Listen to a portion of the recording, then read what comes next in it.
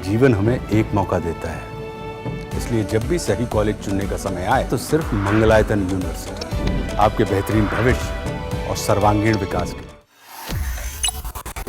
उत्तर प्रदेश के मुख्यमंत्री योगी आदित्यनाथ दिल्ली दौरे पर आए। यहां उन्होंने प्रधानमंत्री नरेंद्र मोदी से बातचीत की, मुलाकात की और गृह मंत्री अमित शाह से भी उन्होंने मुलाकात की। इसके बाद कयासों के दौर शुरू हो गए। कई सवाल उठने लगे कि सीएम योगी आदित्यनाथ दिल्ली क्यों आए, क्या क्या उनके बातचीत हुई उनकी प्रधानमंत्री मोदी के साथ और गृह मंत्री अमित शाह के साथ। इन सभी सवालों के जवाब हमको रजत देंगे। हमारे साथ रजत इस समय मौजूद है। रजत, सबसे पहला सवाल यही है कि सीएम योगी दिल्ली आए, उनके बीच बातचीत क्या हुई और इतना बाजार जो है राजनीतिक बाजार है वो गर्म हो चुका है, क्या मेन मुद्दे रहे, क्या बातचीत हुई उन लोगों के बीच? देखिए, योगी का लगभग दिल्ली दौरा अमूमन आम रहता है हर बार, लेकिन जब योगी दिल्ली आते हैं तो दिल्ली से लेकर के लखनऊ तक जो है वो चर्चाओं का बाजार गर्म होने लगता है। कल भी सोशल मीडिया पर ये तमाम लोग चर्चा करने लग गए कि क्या योगी को हटाया जाएगा और उन्हें केंद्र में बुलाया जाएगा। इसी बारे में प्रधानमंत्री नरेंद्र मोदी, गृह मंत्री अमित शाह और बीजेपी के अध्यक्ष जेपी नड्डा से योगी की मुलाकात हुई। अब ये लोगों ने चर्चा करना शुरू कर दिया कि भाई क्या कुछ बड़ा होने वाला है, क्या योगी को हटा करके यूपी से हटा करके दिल्ली लाया जाएगा, उन्हें केंद्र में मंत्री बनाया जाएगा। लोग सोशल मीडिया पर तरह तरह की चर्चा करने लगे, लेकिन जो ये चर्चा है उसमें सच्चाई नहीं है। मुलाकात की असली वजह एक तो रूटीन होता है कि लगातार हमने देखा है कि लगभग हर 2-3 महीने या 1.5-2 महीने पर योगी दिल्ली आते रहते हैं और उनका पीएम के साथ, अमित शाह के साथ और इसके अलावा जेपी नड्डा के साथ मुलाकात उनकी होती रहती है। इस मुलाकात में लेकिन इस बार वजह कई कुछ और है। दरअसल इसमें जो सबसे बड़ी वजह अभी सामने आ रही है वो यूपी बीजेपी अध्यक्ष को लेकर आ रही है, क्योंकि जो मौजूदा अध्यक्ष यूपी बीजेपी के हैं भारतीय जनता पार्टी के भूपेंद्र चौधरी, उनके कार्यकाल को अब 3 साल होने वाला है।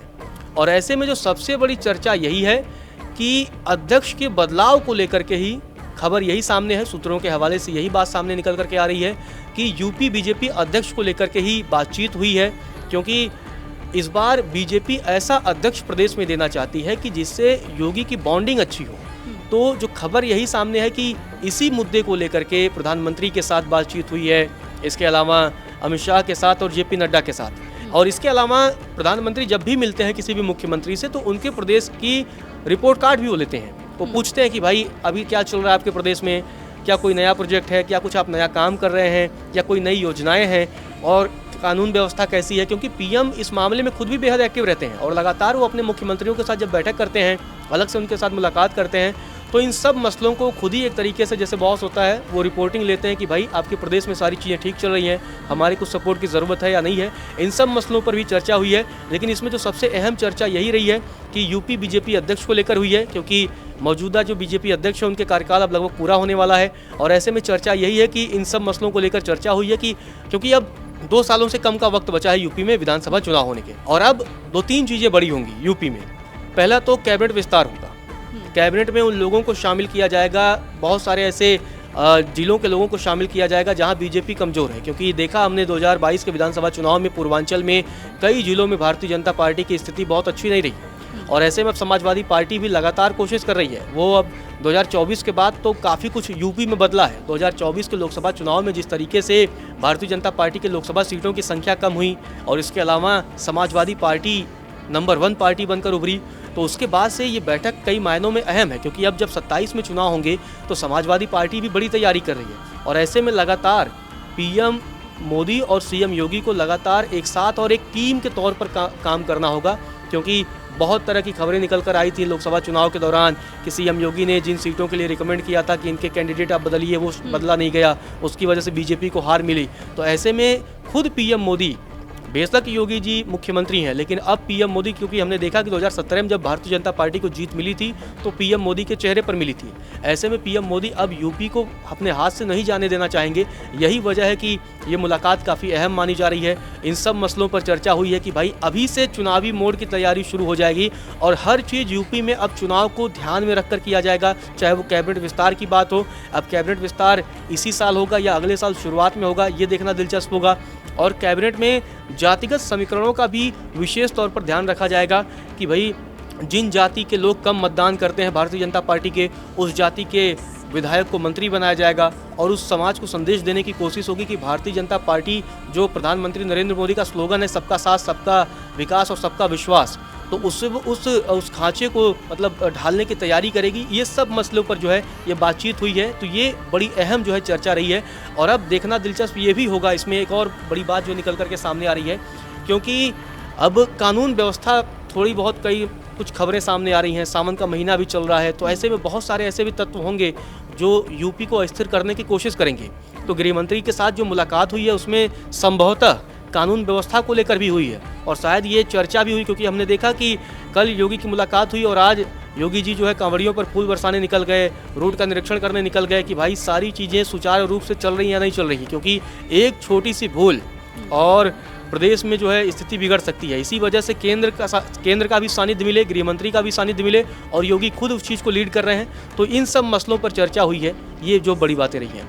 रजत, एक सवाल और है कि सोशल मीडिया पर यही कयास लगाए जा रहे हैं, तरह तरह के सवाल उठाए जा रहे हैं कि सीएम योगी को सीएम पद से हटाया जाएगा। क्या ऐसा कुछ सुनने में आ रहा है? देखिए, चर्चाएं तो हमेशा होती हैं।